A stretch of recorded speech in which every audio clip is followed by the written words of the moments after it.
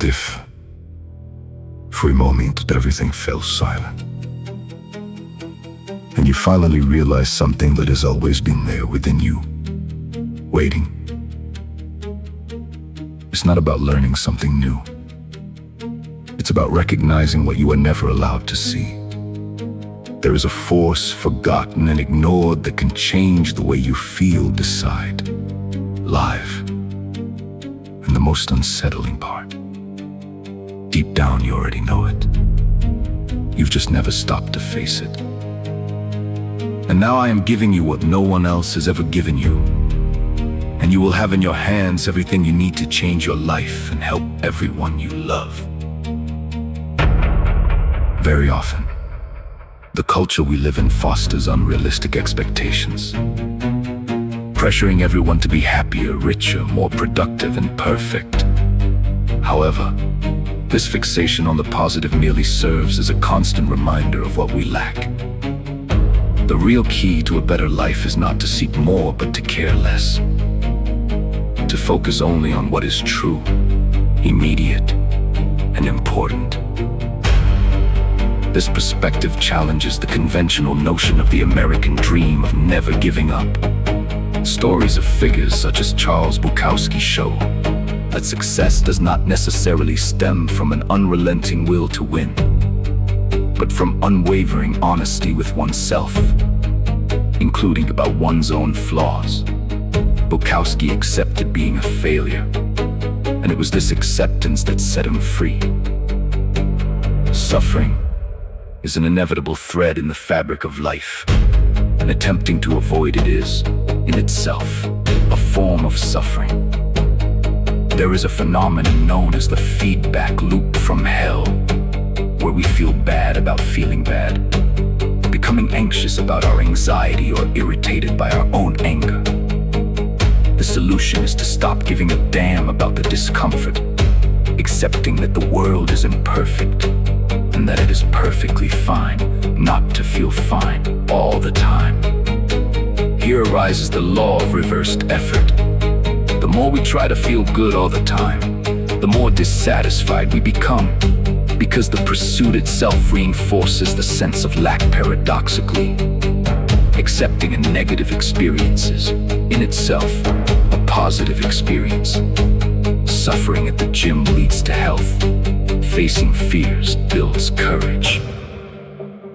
Happiness is not an algorithmic equation or a finish line. It is a form of action and resides in the solving of problems. Problems never disappear. They are merely replaced or upgraded. Therefore, true happiness occurs when we discover which problems we enjoy having and solving. People often fail through denial or victimhood, blaming others for their dilemmas.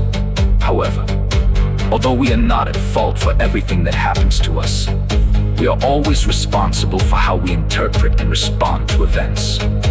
Blame belongs to the past, but responsibility belongs to the present.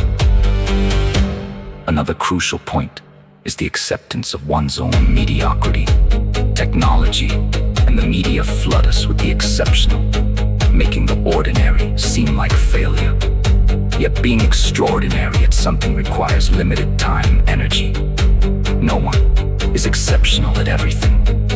Accepting a mundane existence frees us from the pressure to always be innovative or remarkable, allowing us to focus on what truly matters: friends, family, and the pleasure of creating something simple.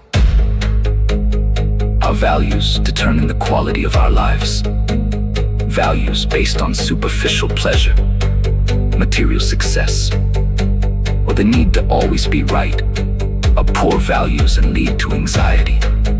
Healthy values are internal, controllable, and realistic, such as honesty and self-awareness.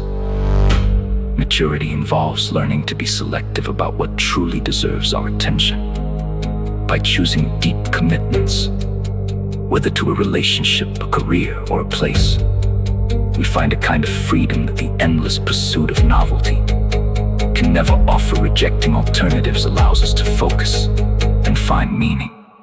Finally, death is the light that gives life its meaning. Avoiding thinking about it leads us to attach importance to what is trivial.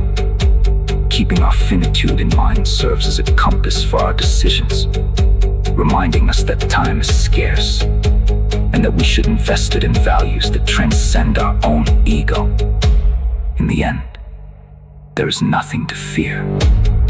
And what if, in the middle of all this pressure, you discovered that you were never broken, just aiming in the wrong direction?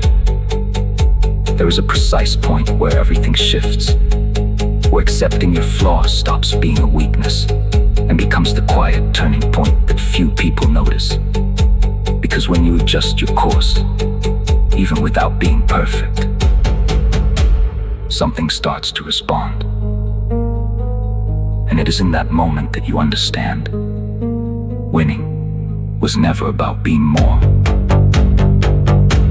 but about finally going in the right direction.